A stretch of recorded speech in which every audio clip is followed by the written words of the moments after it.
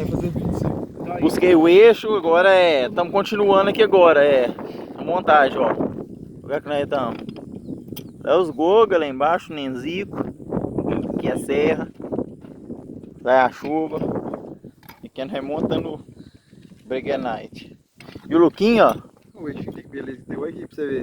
Você não é mecânico? Tá montando aqui? Não, isso aí eu tava montando não. Hoje não? Ué. Eu deixo pros caras mais feios. Me falo. Deduzindo, fazendo a embreagem no meio da trilha. Ia ter que andar.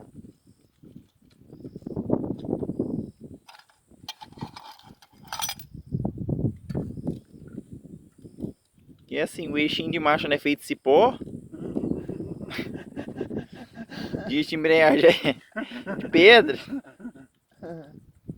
E o óleo, Kim? O óleo é de quê? Olho de ordenha. Não tirou óleo de oidem aqui nesse mato aqui, viado? A ordenha tem ali embaixo. Brinca não. Ordenha tá ali da casa do fazendeiro ali, ó. Depois a gente foi lá buscar, ué. Então é isso aí, estamos montando. Vem lá e vem lá, mas a trilha continua. Agora vai lá parando aqui, morro do lado de lá, ó. Os dois morros.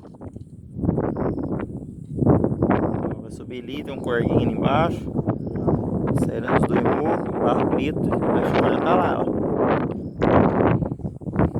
E aqui o Luquinha pelejando. Segurando a moto. Montando. Negócio de fato DT. DT é o que estraga, principalmente de falar pra você. Fala mal do DT não, que tem um.